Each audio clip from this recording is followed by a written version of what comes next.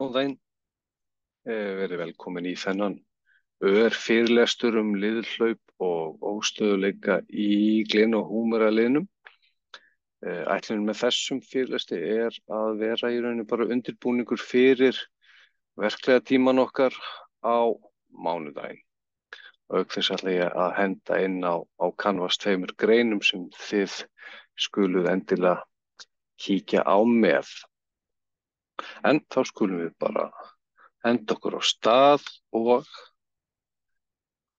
fyrsta spurningin okkar þá í rauninni hvað óstöðugleiki öxl? Öxlin er hreyfanlegasti liður líkamans og skilgreiningin á óstöðugleika hefur verið að það sé óeðlileg hreyfing innan axlarliðarins sem kemur fram með sársauka, tilfærslutilfinningu eða liðhlaupi. Og liðhlaupi þá erum við að fara alveg úr liðnum. Og þetta nokkuð algengt vandamál út af þessum einmitt mikla hreyfanleika í öxlinni.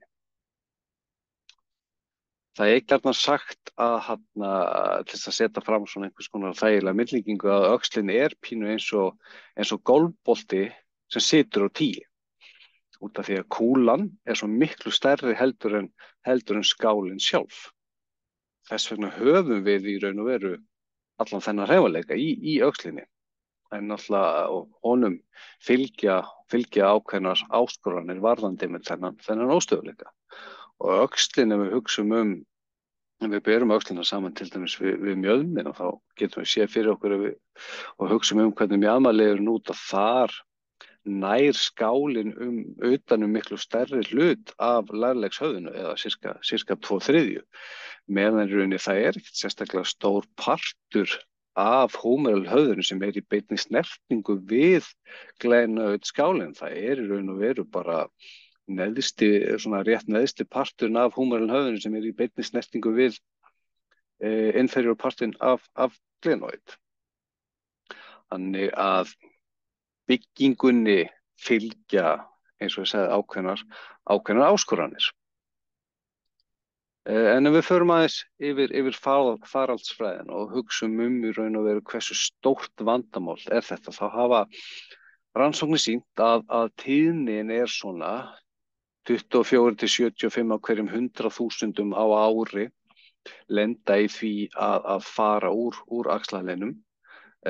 Karlmenn eru talsvert líklegri að lenda í þessu miðað við konur, og rannsóknir hafa sömuleiðis sýnt að alltaf 36% þeirra sem hafa hlotið liðhlaup innan við hafa hlotið endurtekið liðhlaup innan við 12 mánuðum eftir fyrsta skiptið. Og það dálítið áhugavert að hugsa, við förum aftur í muninn á milli kynjanna, að rannsóknir hafa sýnt að ungir karlmenn eru í sérstaklega áhættu að fara aftur úr liðnum ef þeir hafa gert það einu sinni, og tölur hafa, ef við horfum sérstaklega á til dæmis eins og karlmenn á milli 20 og 29, aktífa karlmenn á milli 20 til 29, þá hafa rannsóknir sýnt að alltaf 90% algengi þess að menn sé að fara aftur úr liðnum. Og ástæðan í stuttu máli og einföldu máli sú bara að ungir karlmenn eru líklegir til að bara setja sig frekar í aðstæður þar sem þeir eiga í hættu á því að fara aftur úr liðnum. Þeir eru aktífari, þeir eru stundum kærulausari og þar af leiðandi eru tölurnar svona háar fyrir þann hóp. En áverkamekanisminn við traumatískt liðhlaup eftirfært, og þetta í rauninni þegar við erum að taka sögu, þá óbúslega mikilvægt að fá greiningu og lýsingu á því hvað gerist. En hér staðan þannig að anterior liðhlaupin eru langalgengust, alltaf 95, 96, 97%. Og áverkamekanisminn við traumatískt anterior liðhlaup í öxlinni þannig að þá erum við að fá högg á handlegginn í mikilli abduction og external rotation stöðu, eins og sést hér á myndinni hægra megin. Þá gerist það gjarnan við fall og það eru miklu kraftar sem verka á handlegginn og við berum handlegginn fyrir okkur útréttan í þessari háu abduction og útrótusum stöðu.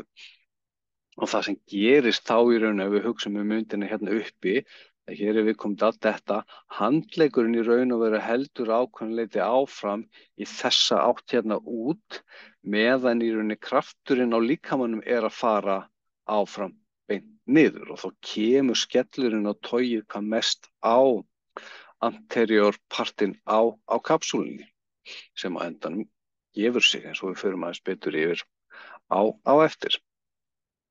En posterior liðhlaup eru í rauninu miklu sjaldgæfari og það hefur gjarnan verið talað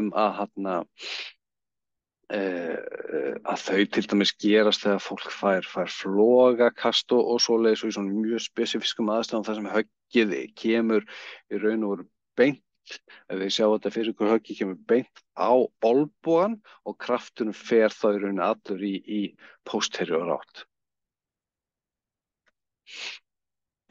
Óstöðuleika í öxlinni, honum hefur verið skipt í 3 flokka samkvæmt tiltölulega nýju flokkunarkerfi sem kallast Stanmore Classification.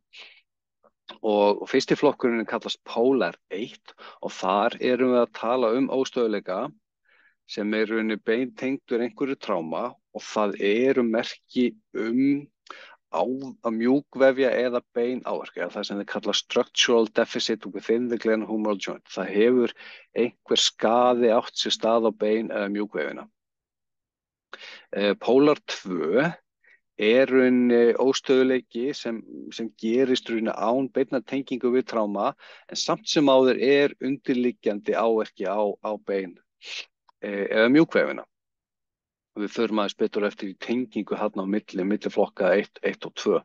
Og svo Polar 3, þá erum við ekki með neitt structural deficit, það er engin undirliggjandi áverki á bein eða mjúkvefi og við erum merki í raun, það er eitthvað óeðlilegt við vöðvastyrkin og stöðuleikastjórnina í vöðvunum í kringum öxlina.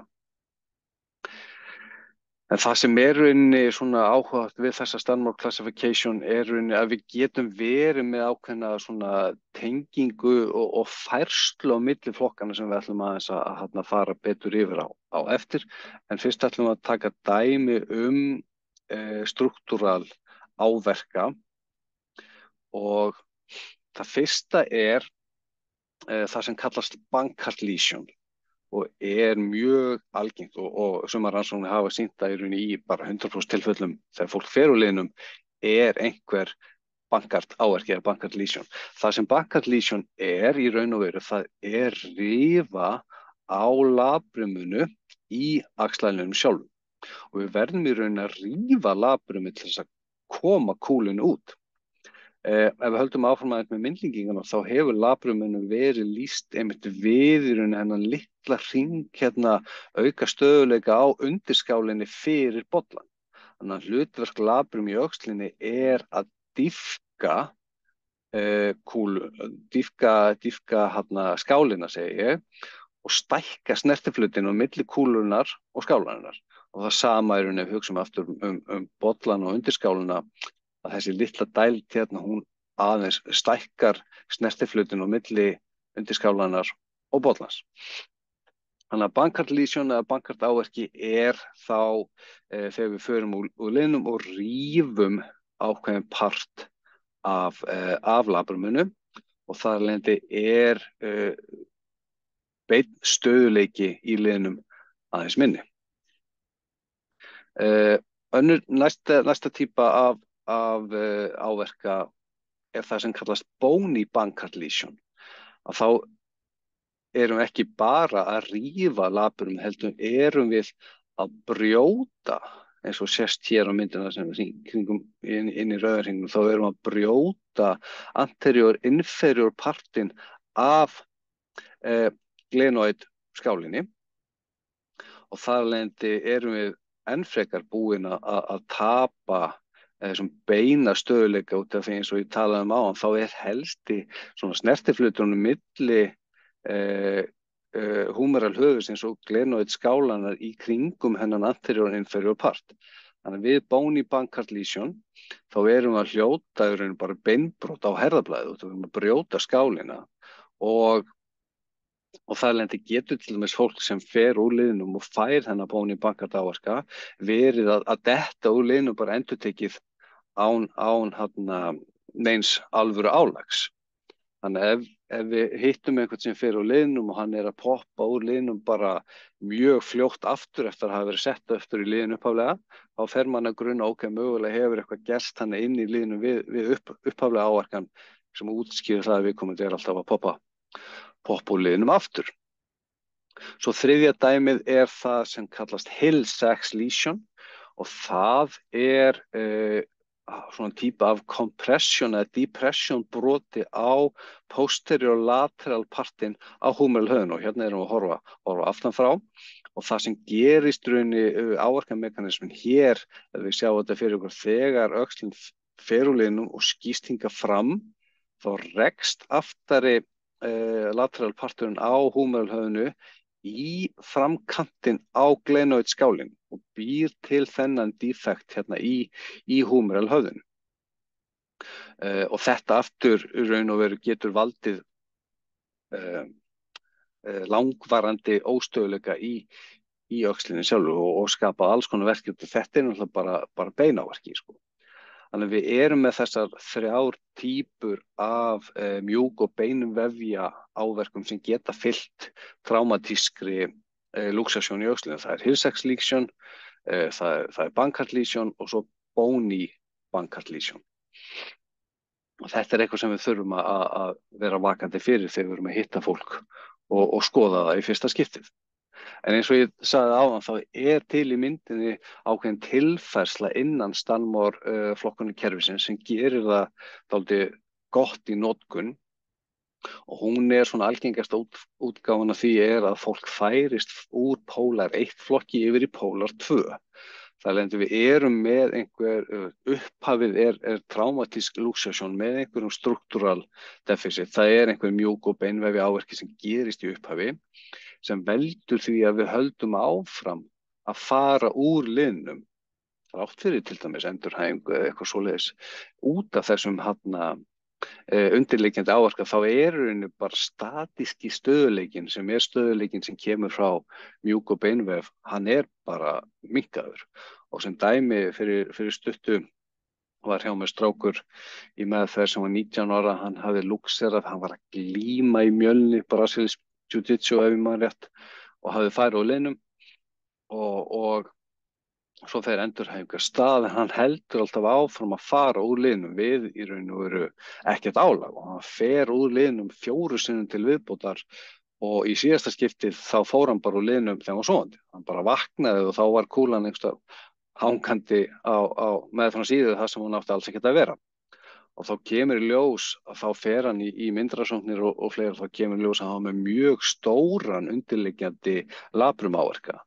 Og ég man að í aðgerðalýsingunni þegar hann enda á því svo að fara í aðgerð þar sem þetta var laga þá lýsti skurðlæknirinn því að labrumið var rifið frá 12 til 6. Ef við ímyndum okkur þá einu klukku, ef 12 vísinni hér uppi og 6 hér niðri, þá var allur rauninni framkanturinn frá superior og inferior labrum bara rifinn frá. Þannig skiljanlega var lítið hald í raun og veru fyrir kúluna, þannig að hún var alltaf bara rann út til hliðar. En þetta svona dæmi þessa tilfærslu innan Stanmore flokkunarkerfisins og hvernig þetta getur hangið saman. En ef við hugsum svo aðeins meðferðir og hvað getum við gert rauninni við þegar við erum að vinna með einstaklingar sem glíma við óstöðuleika í öxlinni, þá þurfum við fyrst að vera meðvituð að það margt sem spilar inn í rauninni hvaða leið við veljum að fara. Það aldurinn spila stóra rullu þar og þá sérstaklega eins og við hugsum þessum tölum áðan hvað miklu algengara ungir einstaklingar, sérstaklega ungir virkir karlmenn, lendir því að fara aftur úr liðnum og getur þess að fara aftur og 3 og 4 sinnum kannski. Þannig við þurfum aðeins að hafa það í huga. Svo þurfum við að kortleggja líka í rauninni eru einhverjir meðfylgjandi áverkar. Við reiknum alltaf með því að ef einhver fer úr liðnum, að það sé labrumáverki, að það sé bankað lesion, þá bara mjúkvefur, út af því að það er erfitt að ímynda sér að þú getur farið úr liðnum á þess að rífa í rauninni labrumi sem heldur kúlunum meðal hans á sínum stað. En það sem skiptir líka mjög miklu máli er í rauninni hversu virkur er einstaklingin og hvaða kröfur hefur einstaklingin á að handleggurinn funki undir mjög krefjandi aðstæðum eins og til dæmis í íþróttum. Það sem ef við hugsum kontaktíþróttum eins og í handbolta er þetta að fara úr liðnum á kasthöndinni eða hinum handleggnum, ertu varnarmaður, er verið að rykkja aftan í þig, ertu bara aktífur og vilt að handleggurinn virki. Allt þetta í rauninni hefur áhrif á hvaða meðferðarleið við veljum. Ef við hugsum aðeins og tölum í stuttum máli skurðaðgerðirnar, þar eru helst 2 aðgerðir sem eru gerðar og það er mikilvægt að þekkja í rauninni hvað er gert út af því að við höfum alveg, ég persónulega hef alveg séð tilfelli það sem aktífir einstaklingar fara úr liðnum einu sinni og það er bara strax ákveðið að gera aðgerð. Það er svona tilfelli sem viðkomandi er mjög aktífur og hann bara tekur ekki sénsinn á að þetta fara að koma fyrir aftur og aftur og aftur, sko. En þá fyrsti möguleiki er í raun og veru það sem kallast labral repair, eins og nafni gefur til kynna, þá er einfaldlega bara verið að laga labrumáverkan sem hefur orðið við þetta traumatíska liðhlaup. Og svona á þess að fara mjög djúpt í tæknilegu hliðina á þessari skurðagerð, þá er verið í raun og veru að sækja, ef svo má segja, labrumið aftur og festa það við glenoidskálina með sérstökum akkerum og saumum. Og hér í raun og veru það bara verið að herða kapsúluna og takmarka í rauninni translationshreyfingar á hennu og afleiðing af því að fara í labral aðgerð er að öxlin verður stíf, sérstaklega í útsnúningin, external rotation, þá upp í 90 gráðum. Eins og við munum ræða eins í tímanum að það er aðeins mismunandi eftir kapsúlunni, hvort er hann superior, anterior, inferior og posterior partin, hvaða partur af kapsúlunni stoppar hreyfingun okkar. Það fer aðeins eftir því hvar handleggurinn okkar er staddur, hversu hátt upp í abduction hann er og hvort við séum í útsnúning eða innsnúning, hvaða partur af kapsúlunni stoppar. Og þess vegna er oftast verið að herða anterior og inferior partin út, og það er það sem sá partur, það kemur mesta átakið á hann þegar við erum komin í þessa útsnúnings-abduction stöðu sem er þessi áverkamekanisma staða. Þetta er eitthvað sem við munum aðeins skoða og fara betur ofan í tímanum í næstu viku. Svo er það aðgerð sem kallast latarjet aðgerð. Hún er svona aðeins bara talsvert stærri, þetta er þá meira svona inn í það sem við kallum opna aðgerð, ekki bara speglun. Og þessi aðgerð er gerð til dæmis ef fólk hefur farið í labral aðgerð en fer aftur úr liðnum. Eða þá ef við komum til fer úr liðnum og það er mjög stór beináverki og við erum búin að tapa x miklum beinmassa þarna í öxlinu, þannig að það fyrir sé að haldið er ekkert sérstaklega mikið. Og það sem er gert að þá skera, eins og við sjáum hér á myndinu hægra megin, þá skera processus coracoideus af með conjoint tendon sem er þessi sameiginlega syn af stuttabícepsinu og pectoralis syninni, og þeir færa þetta bara niður á framanvert við anterior inferior partin af glenoidskálinu. Þannig að við hugsum í rauninni, færum okkur aftur yfir myndinu hérna vinstra megin, þá setja processus coracoideus og festa henni hérna framan til. Þannig þeir eru í raun og veru bara að stækka glenoid svæðið og auka í rauninni beinflötin þannig að hann sé að undirstöðuflöturinn ef svo má segja er einfaldlega orðinn stærri. Þetta er svona stærri útgáfan af þeim skurðaðgerðum sem eru gerðar vegna óstöðuleika í öxlinu og hér er hann að tala um þá langoftast er þetta svona aðeins drastiskari leið.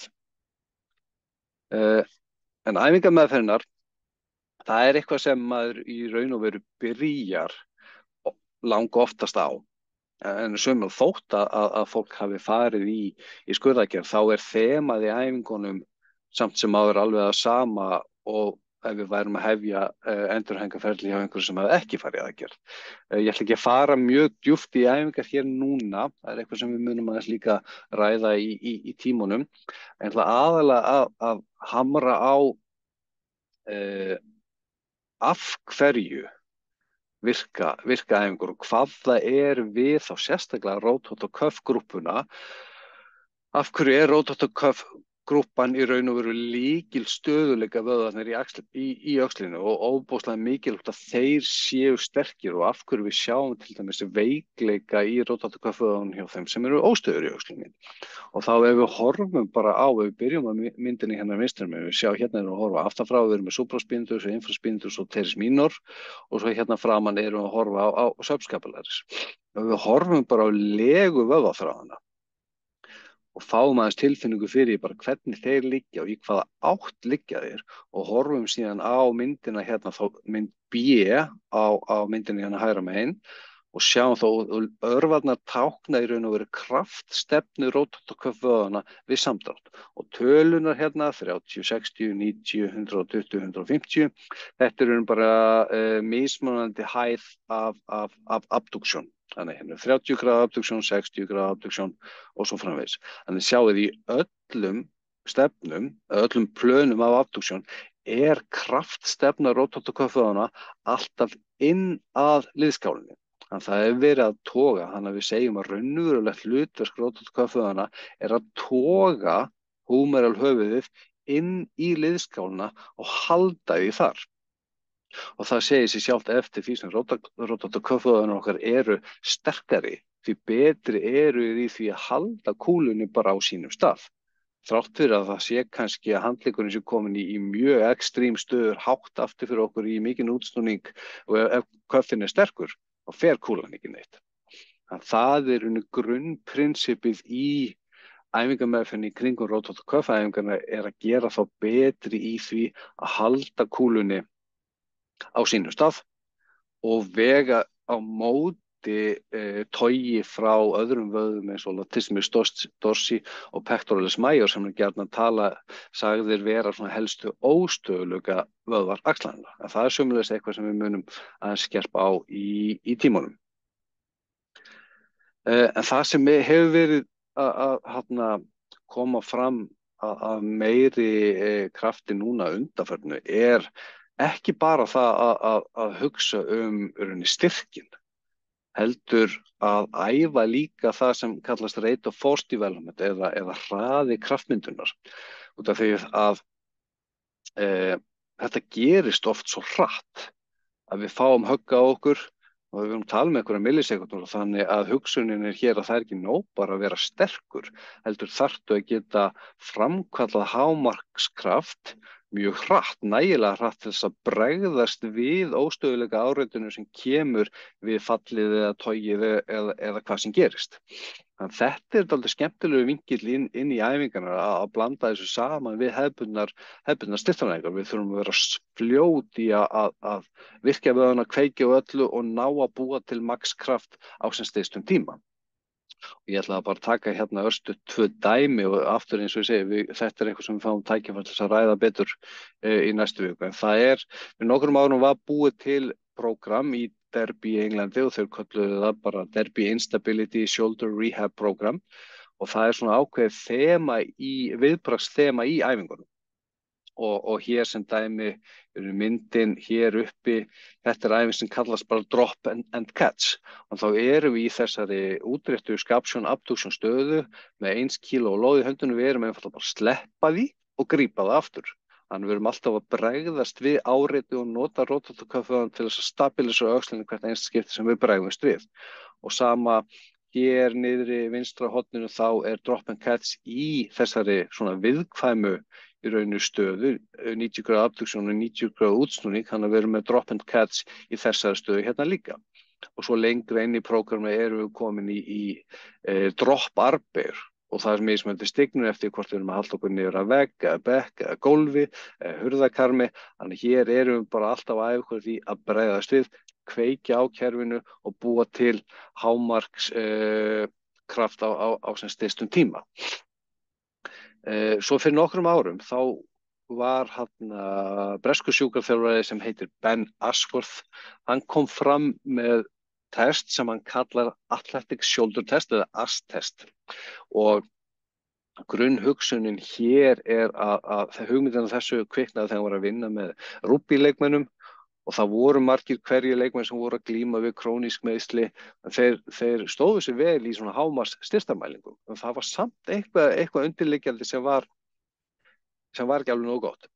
Þá fóru þeir að hugsa, hvernig bara kraftmyndunar hraðin hjá þeim í þessu löngu stöðum eins og við getum að kalla svona long lever position, þar sem við erum með langan vorarm og í rauninni álagið kemur upp í öxlina, í gegnum lóan þegar lóin langt frá okkur. Þannig að hann þróaði próf þar sem við erum að mæla rate of forced development annars vegar í þessari stöðu sem kallast 180 gráðu lyftu, Upsilon sem 135 gráður og T sem 90 gráðu abduction staða. Og hér prófið mælt bara að viðkomandi fær fyrirmæli að pressa eins fast og eins hratt. Eins fast og eins hratt og hann getur inn í kraftplötuna og þar af leiðandi getum við mælt í rauninu hversu hratt förum við upp í hámars styrkin okkar. Það það sem skiptir máli, ef við dettum og þurfum að grípa í eitthvað, að náum við að búa til nægilegan stöðuleika í liðnum á sem stystum tíma til þess að koma í veg fyrir einhverja óæskilega tilfærslu á húmorál höfðunni inn í skálinni. Þessi atriði dálítið skemmtileg viðbót inn í þess svona típisku styrktaræfingar. En eins og ég segi, við getum farið dýpra ofan í þessar pælingar í meðferðartímanum. En svo lokum ætla ég bara að nefna í rauninni að núna erum við komin með nýtt mælitæki á íslensku sem byggt á meistarverkefni sem Bjarki Reyr og Helgi Freyr gerðu fyrir sirka 2 árum. En þar var the Western Ontario Shoulder Instability Index þýddur yfir íslensku og áreiðanleiki og réttmæti kannað. En þessi listi góður að því leyti, hann sérstaklega hannaður fyrir óstöðuleika vandamál í öxl.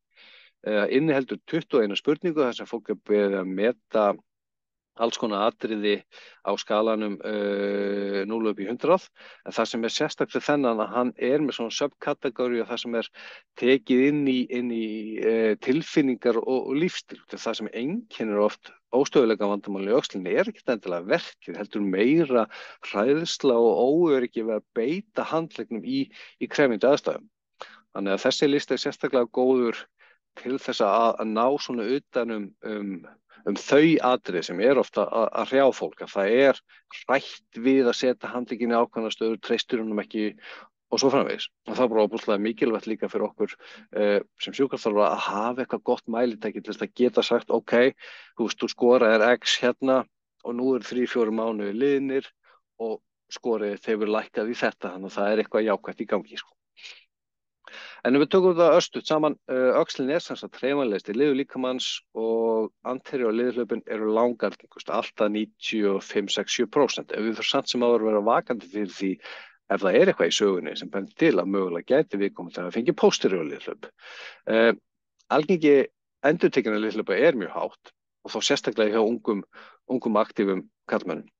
Og við þurfum að vera vakandi fyrir mögulegum structural defects eins og enskan segir eða áverkum á bein og mjúkvefi sem geta valdið viðvarandi óstöðuleika og verkjum líka. Og þessi þættir hafa áhrif á meðferðarvalið, hvort við teljum að við þurfum að fá álit bæklunarlæknis sem hvort viðkomandi þurfum einfaldlega að fara í aðgerð eða hvort við getum lagt af stað í æfingameðferð. Og þegar kemur að æfingunum þá eru rótotköfuðarnir lykil hlutverki einmitt út af því að þeirra togstefna er öll beint inn að liðskálinu og svona prímer hlutverk þeirra er að toga og viðhalda kúlunni inn í skálinn. Ef við megum samt sem áður ekki bara hugsa styrkja heldur en þurfum að hugsa rate of force development, kraft hraðan, og því að það er ekki nóg að bara vera sterkur heldur þurfum við hraða. Við þurfum að geta mynda hámarkskraft á sem stystum tíma, sérstaklega ef við erum að stunda íþrótt eða önnur áhugamál þar sem í rauninni kröfurnar eru miklar og við getum þurft að díla við alls konar utanaðkomandi krafta sem setja öxlina okkar kannski í viðkvæmari stöðu. Meira var það ekki að sinni. Takk fyrir og við sjáum Spræk í næstu viku.